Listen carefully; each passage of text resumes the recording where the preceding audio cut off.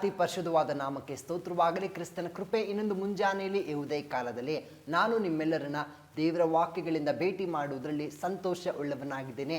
ವಿಶೇಷವಾಗಿ ಪ್ರಿಯ ದೇವಜನರೇ, ಈ ಮುಂಜಾನೆ ಇದೊಂದು ವಿಶೇಷವಾದ ದಿನ. ಏನೆಂದರೆ ಮಕ್ಕಳಿಗೂ ಮತ್ತು ಎಲ್ಲ ಓದುವವರಿಗೂ ಇದು ಬಹಳ ಚಿರಪರಿಚಿತವಾದ ದಿನ. ಇದೊಂದು ಶಿಕ್ಷಕರ ದಿನಾಚರಣೆಯನ್ನು ನೆನಪಿಸಿಕೊಳ್ಳುವಂಥ ದಿನ. ಪ್ರಿಯ ದೇವಜನರೇ, ಶಿಕ್ಷಕರು ಅಂತ ಬರುವಾಗ ಮೊದಲಾಗಿ ನಾವು ಗಮನಿಸುವುದಾದರೆ ನಮ್ಮ ಮನೆಯಿಂದ ನಮ್ಮ ತಂದೆ, ನಮ್ಮ ತಾಯಿ, ನಮ್ಮ ಹಿರಿಯರು, ನಮ್ಮ ಸ್ಕೂಲ್ನ ಟೀಚರ್ಸ್, ನಮ್ಮ ಕಾಲೇಜ್ನ ಲೆಕ್ಚರ್ಸ್ ಪ್ರತಿಯೊಬ್ಬರು ಕೂಡ ಇವತ್ತು ನಮ್ಮ ನೆನಪಿಗೆ ಬರ್ತಾರೆ, ಹೌದಲ್ವಾ? ಅವರೆಲ್ಲರಿಗಾಗಿ ನಾವು ಪ್ರಾರ್ಥಿಸಬೇಕು. ಅವರ ಸೇವೆ, ಅವರ ಶ್ರಮ ಇವತ್ತು ನಮ್ಮನ್ನು ಈ ಮಟ್ಟದಲ್ಲಿ ನಡೆಸಿದೆ. ಅದೇ ಪ್ರಕಾರ ನಮ್ಮ ಆತ್ಮೀಕ ಜೀವಿತದಲ್ಲೂ ಗಮನಿಸುವುದಾದರೆ ನಮ್ಮ ಸಭಾ ಪಾಲಕರುಗಳು, ನಮ್ಮ ಬೋಧಕರುಗಳು, ಅವರು ನಮ್ಮ ಶಿಕ್ಷಕರಾಗಿದ್ದಾರೆ ಅಂತ ಎಲ್ಲ ಸೇವಕರುಗಳಿಗಾಗಿ ಇವತ್ತು ನಾವು ನೆನಪಿಸಿ ಪ್ರಾರ್ಥಿಸಿ ಅವರನ್ನು ನಾವು ಗೌರವಿಸಬೇಕು. ನಮ್ಮ ಜೀವಿತದಲ್ಲಿ ಆತ್ಮೀಕ ಹೆಜ್ಜೆಗಳನ್ನು ಬೋಧಿಸಿ ನಡೆಸಿದ ಎಲ್ಲ ಬೋಧಕರುಗಳಿಗೂ ಕೂಡ ಇವತ್ತು ನಾವು ನೆನಪಿಸಿ ಪ್ರಾರ್ಥಿಸಬೇಕು. ಈ ಶಿಕ್ಷಕರ ದಿನದಂದು ದೇವರು ನಮಗೊಂದು ವಾಕ್ಯದಿಂದ ಹೀಗೆ ಬಲಪಡಿಸ್ತಾ ಇದ್ದಾರೆ. ನಮಗೊಬ್ಬ ಗುರು ಇದ್ದಾರೆ, ಸತ್ಯವೇದದಲ್ಲಿ ಆತನ ಹೆಸರು ಹೀಗಿದೆ, ರಬಿ ಅಂತ ಶಿಷ್ಯಂದ್ರು ಕರೆದ್ರು. ಅಂದರೆ ಆತನೇ ನಮ್ಮ ಗುರು, ಆತನು ಯೇಸು ಆಗಿದ್ದಾರೆ. Is also A best teacher of our life. ನಮ್ಮ ಜೀವಿತಕ್ಕೂ ಯೇಸು ಒಬ್ಬ ಒಳ್ಳೆ ಶಿಕ್ಷಕನಾಗಿದ್ದಾರೆ, ಹೌದಲ್ವಾ? ಕೀರ್ತನೆಗಾರನು ಒಂದು ವಾಕ್ಯವನ್ನು ಹೀಗೆ ಬರೆದಿದ್ದಾರೆ. 25ನೇ ಕೀರ್ತನೆ 4ನೇ ವಚನದಲ್ಲಿ, ಯೆಹೋವನೇ ನಿನ್ನ ಮಾರ್ಗವನ್ನು ನನಗೆ ತಿಳಿಸು, ನೀನು ಒಪ್ಪುವ ದಾರಿಯನ್ನು ತೋರಿಸು. ಪ್ರಿಯ ದೇವಜನರೇ, ಎಷ್ಟು ಸುಂದರವಾದ ವಚನ ನೋಡ್ರಿ. ಯೆಹೋವನೇ ನಿನ್ನ ಮಾರ್ಗವನ್ನು ನನಗೆ ತಿಳಿಸು. ನಾವು ನಮ್ಮ ದಿನನಿತ್ಯದ ಜೀವಿತದಲ್ಲಿ ನಮ್ಮ ದಿನವನ್ನು ಆರಂಭಿಸುವಾಗ ಯಾಕೆ ದೇವರ ಸಾನ್ನಿಧ್ಯದಲ್ಲಿ ಬರಬೇಕು ಅಂದರೆ, ಇವತ್ತು ಎಷ್ಟೋ ಜನರ ಜೀವಿತ ಹೇಗಿರ್ತದೆ, ಒಂದು ಕೆಲಸ, ಒಂದು ಸ್ಕೂಲ್, ಒಂದು ಕಾಲೇಜ್, ಒಂದು ಎಜುಕೇಷನ್, ಎಲ್ಲೇ ಹೋದರೂ ಇವತ್ತಿನ ಒಂದು ಟೈಮ್ ಟೇಬಲ್ ಅನ್ನೋದಿರುತ್ತೆ. ಇಂತಿಂಥ ಸಮಯದಲ್ಲಿ ಇಂತಿಂಥ ಕಾರ್ಯಗಳನ್ನು ನೀವು ಮಾಡಬೇಕು ಅಂತ.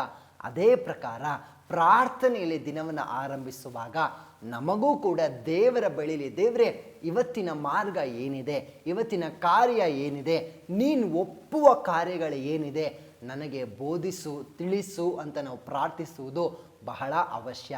ಅದಕ್ಕಾಗಿ ನಾನು ಹೇಳಿದ್ನಲ್ಲ, ಯೇಸು ನಮ್ಮ ಒಬ್ಬ ಒಳ್ಳೆ ಗುರು, ಒಳ್ಳೆ ಒಂದು ಶಿಕ್ಷಕರಾಗಿದ್ದಾರೆ. ಪ್ರಿಯ ದೇವಜನರೇ, ವಾಕ್ಯ ಹೇಳ್ತಾ ಇದೆ, ಯೆಹೋವನೇ ನಿನ್ನ ಮಾರ್ಗವನ್ನು ನನಗೆ ತಿಳಿಸು, ನೀನು ಒಪ್ಪುವ ದಾರಿಯನ್ನು ನನಗೆ ಬೋಧಿಸು. Teach me your way. ಅಂದರೆ ಆ ಗುರುವಾದ ಯೇಸುವಿನ ಬಳಿಯಲ್ಲಿ ನಾವು ಹೀಗೆ ಪ್ರಾರ್ಥಿಸಬೇಕು. ದೇವರೇ, ಈ ದಿನವನ್ನು ಆರಂಭಿಸ್ತಾ ಇದ್ದೀನಿ ಕರ್ತನೆ, ಅಪ್ಪ ನೀನು ನಾನು ನಡೆಯಬೇಕಾದ ಮಾರ್ಗವನ್ನು ಬೋಧಿಸು. ಇವತ್ತು ನಾನು ಏನೇನನ್ನು ಮಾಡಬೇಕು, ಏನೇನನ್ನು ಮಾಡಬಾರ್ದು, ಎಲ್ಲೆಲ್ಲಿ ಹೋಗಬೇಕು, ಹೇಗೆ ವರ್ತಿಸಬೇಕು, ಯಾವುದನ್ನು ಆಯ್ಕೆ ಮಾಡಬೇಕು, ಯಾವುದನ್ನು ನಿರಾಕರಿಸಬೇಕು, ಯಾವುದಕ್ಕೆ ಹೌದು ಅನ್ಬೇಕು, ಯಾವುದು ಬೇಡ ಅನ್ಬೇಕು, ಎಲ್ಲವನ್ನು ನನಗೆ ಬೋಧಿಸು. ಹೆಚ್ಚಿನದಾಗಿ ನೀನು ಒಪ್ಪುವ ಮಾರ್ಗವನ್ನು ನನಗೆ ತಿಳಿಯಪಡಿಸು, ಬೋಧಿಸು, ಟೀಚ್ ಮಾಡು ಕರ್ತನೆ ಅಂತ ಪ್ರಾರ್ಥಿಸುವುದಿದೆ ಅಲ್ಲ, ಅದು ಬಹಳ ಮುಖ್ಯ. ಈ ಶಿಕ್ಷಕರ ದಿನದಂದು ನಾವೇನು ನೆನೆಸ್ಕೊಳ್ತೀವಿ, ನನ್ನ ಟೀಚರ್ ಹಾಗೆ ಹೇಳ್ಕೊಟ್ರು, ನನ್ನ ಲೆಕ್ಚರ್ ಹೀಗೆ ಹೇಳ್ಕೊಟ್ರು, ನಮ್ಮ ಮೇಡಮ್ ಸ್ಕೂಲಲ್ಲಿ ಹಾಗೆ ನನಗೆ ಪಾಠ ಮಾಡಿ ಕಲಿಸ್ತಿದ್ರಂತ, ಅದೆಲ್ಲ ನೆನಪಿಸ್ತೀವಲ್ವಾ? ಅದೇ ಪ್ರಕಾರ ಯೇಸು ನಮ್ಮನ್ನು ಬೋಧಿಸಿ ನಡೆಸುವಂಥ ಒಬ್ಬ ಒಳ್ಳೆ ಗುರು ಆಗಿದ್ದಾರೆ.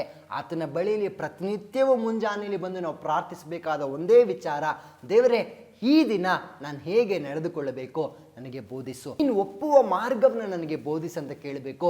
ಏನೇನೆಲ್ಲ ಪ್ಲ್ಯಾನ್ ಮಾಡಿ, ದೇವರೇ ನಾನೆಲ್ಲ ಪ್ಲ್ಯಾನ್ ಮಾಡಿದ್ದೀನಿ ಬಿಡು ಅನ್ನುವ ಪ್ರಕಾರ ಅಲ್ಲ. ಪ್ರಿಯ ದೇವಜನರೇ, ದೇವರೇ ನೀನು ಯಾವುದು ಒಪ್ತೀಯ, ನೀನು ಯಾವುದಕ್ಕೆ ಓಕೆ ಅಂತ ಹೇಳ್ತೀಯ, ಆ ಮಾರ್ಗವನ್ನು ನನಗೆ ಬೋಧಿಸಪ್ಪ.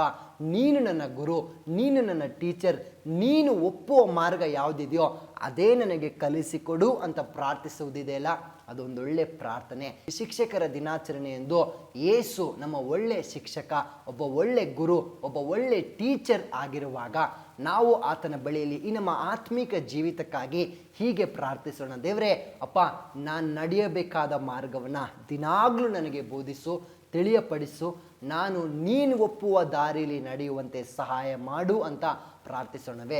ಪರಿಶುದ್ಧಾತ್ಮನೇ ನಿಮಗೆ ಸ್ತೋತ್ರಪ್ಪ. ಈ ಮುಂಜಾನೆಯಲ್ಲಿ ಅಪ್ಪ ನಮ್ಮ ಎಲ್ಲ ಶಿಕ್ಷಕರುಗಳಿಗಾಗಿ, ನಮ್ಮ ಬೋಧಕರುಗಳಿಗಾಗಿ ನಾವು ಪ್ರಾರ್ಥಿಸ್ತೇವೆ. ಅವರ ಜೀವಿತವನ್ನು ಆಶೀರ್ವಾದಕರವಾಗಿ ನಮ್ಮ ಬಾಳಿನಲ್ಲಿ ಇಟ್ಟದಕ್ಕಾಗಿ ಸ್ತೋತ್ರ. ಅದೇ ಪ್ರಕಾರ ಈ ದಿನದಂದು ಅಪ್ಪ ನಾವು ನಮ್ಮ ಆತ್ಮೀಕ ಗುರು ರಬಿ ಆಗಿರುವ ನಿನ್ನ ಬಳಿಯಲ್ಲಿ ಪ್ರಾರ್ಥಿಸ್ತೇವೆ. ಅಪ್ಪ ನಾವು ನಡೆಯಬೇಕಾದ ಮಾರ್ಗವನ್ನು ತಿಳಿಯಪಡಿಸು. ಅಪ್ಪ ನೀನು ಒಪ್ಪುವ ದಾರಿಯನ್ನು ನಮಗೆ ಬೋಧಿಸು ಅಂತ ನಾವು ಪ್ರಾರ್ಥಿಸ್ತೇವೆ. ನಮ್ಮ ಬದುಕು ನಿನ್ನ ವಾಕ್ಯದಿಂದಲೂ ನಿನ್ನ ನೀತಿ ಶಿಕ್ಷಣದಿಂದಲೂ ಆಶೀರ್ವಾದವಾಗಿರಲಿ ಅಂತ ನಾವು ಪ್ರಾರ್ಥಿಸ್ತೇವೆ. ನಿನ್ನ ಕೃಪೆಯೇ ನಮ್ಮ ಹಿಂಬಾಲಿಸಲಿ. ಯೇಸು ಕ್ರಿಸ್ತನ ನಾಮದಲ್ಲಿ ತಂದೆಯೇ, ಆಮೇನ್ ಆಮೇನ್. ದೇವ್ರು ತಾನೇ ನಿಮ್ಮನ್ನು ಆಶೀರ್ವದಿಸಲಿ. Thank you. ಬೇಕಾದ ಸ್ಥಳ God's grace prayer hall, Sunkadakatte, Magadi ಮುಖ್ಯ ರಸ್ತೆ, ಬೆಂಗಳೂರು 560091. ಗೂಗಲ್ ಮ್ಯಾಪ್ಸ್ ನಲ್ಲೂ ಕೂಡ ಗಾಡ್ಸ್ ಗ್ರೇಸ್ ಪ್ರೇಯರ್ ಹಾಲ್ ಎಂದು ನೀವು ಸರ್ಚ್ ಮಾಡಬಹುದು. Further details and prayer support, contact Word to Word Ministries, Bangalore. Phone 900-872-5814, 900-872-5815. God bless you.